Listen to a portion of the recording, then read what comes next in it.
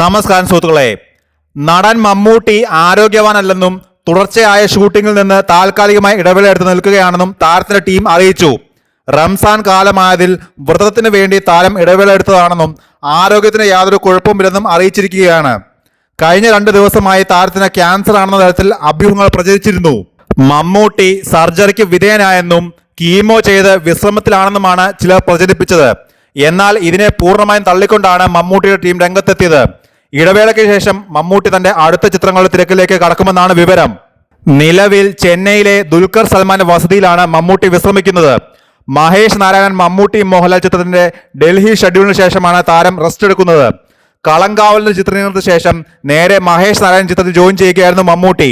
ശ്രീലങ്ക, ഡൽഹി എന്നിവിടങ്ങളിലായിരുന്നു ചിത്രത്തിന്റെ ആദ്യ ഷെഡ്യൂളുകൾ. 2020ക്ക് ശേഷം മമ്മൂട്ടിയും മോഹൻലാലും പ്രധാന വേഷത്തിൽ നിന്ന ചിത്രമാണിത്. ഇടയ്ക്ക് കടൽ കടന്നൊരു മാത്തിക്കുട്ടി എന്ന മമ്മൂട്ടി ചിത്രത്തിൽ മോഹൻലാൽ അതിഥി വേഷത്തിൽ എത്തിയിരുന്നു. മമ്മൂട്ടിക്കും മോഹൻലാലിനും പുറമെ കുഞ്ചാക്കോ ബോബൻ, ഫഹദ് ഫാസിൽ എന്നിവരും മഹേഷ് നാരായണൻ പ്രൊജക്ടിന്റെ ഭാഗമാകുന്നുണ്ട്. ആൻഡോ ജോസഫാണ് ചിത്രത്തിന്റെ നിർമ്മാണം. 2 ആഴ്ചത്തെ വിശ്രമത്തിന് ശേഷം ബസൂക്കയുടെ പ്രൊമോഷനായി താരം വീണ്ടും തിരക്കുകളിലേക്ക് കടക്കുമെന്നാണ് വിവരം. മാർച്ച് 26-ന് ദുബായിൽ വെച്ച് ബസൂക്കയുടെ ട്രെയിലർ ലോഞ്ച് നടക്കുമെന്നാണ് റിപ്പോർട്ട്. വൻ ബഡ്ജറ്റിൽ ഒരുങ്ങുന്ന ചിത്രം ഗെയിം ത്രില്ലർ ജോണറിലാണ് ഒരുങ്ങുന്നത്. ചിത്രത്തിൽ മമ്മൂട്ടിയുടെ ലുക്ക് വലിയ ചർച്ചയായിരുന്നു. അന്യഭാഷകളിൽ നായകന്റെ സൈഡാകുന്ന കഥാപാത്രങ്ങൾ ഒരിക്കലും തിരഞ്ഞെടുക്കാത്ത നടനാണ് മമ്മൂട്ടി. പവൻ കല്യാണിന്റെ വില്ലനാകാൻ വിളിച്ചപ്പോൾ സംവിധായകനോട് മമ്മൂട്ടി ദേഷ്യപ്പെട്ട കഥ എല്ലാവർക്കും അറിയാവുന്നതാണ്. അംബേദ്കറായി വേഷമിട്ട് ആ വർഷത്തെ മികച്ച നടനുള്ള ദേശീയ അവാർഡ് നേടിയ മമ്മൂട്ടിക്ക് തന്റെ സ്റ്റാർഡത്തെ പറ്റി നല്ല ബോധമുണ്ടെന്ന് പലരും പറയാറുണ്ട്. എന്നാൽ മമ്മൂട്ടിയും അഖിൽ അക്നേനിയും പ്രധാന വേഷത്തിലെത്തിയ ഏജന്റ് എന്ന ചിത്രം ഇതിനെയെല്ലാം കാറ്റിപ്പറത്തിയ ഒന്നായിരുന്നു. അനൗൺസ്മെന്റ് മുതൽ ആരാധകർ പ്രതീക്ഷ നടത്തിയ ചിത്രം തിയേറ്ററിൽ വൻ പരാജയമായി മാറി.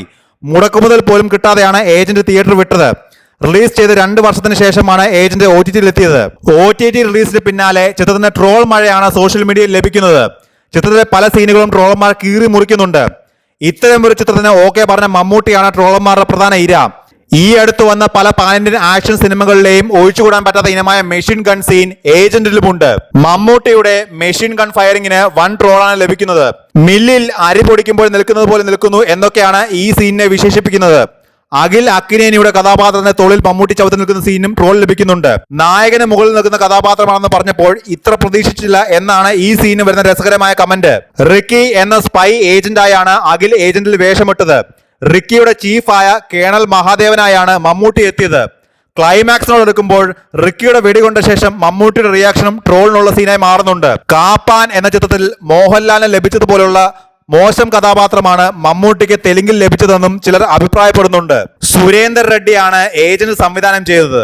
സ്ക്രിപ്റ്റ് പൂർത്തിയാകാതെ ഷൂട്ടിംഗ് ആരംഭിച്ചതാണ് ചിത്രത്തിന്റെ പരാജയത്തിന് കാരണമെന്ന് സംവിധായകൻ റിലീസിന് ശേഷം പറഞ്ഞിരുന്നു. ചിത്രത്തിനായി അഖിൽ അക്നേനി നടത്തിയ ബോഡി ട്രാൻസ്ഫോർമേഷൻ വലിയ ചർച്ചയായിരുന്നു. 85 കോടി ബഡ്ജറ്റിൽ ഒരുങ്ങിയ ചിത്രത്തിന് 50 കോടി പോലും നേടാൻ സാധിച്ചില്ല.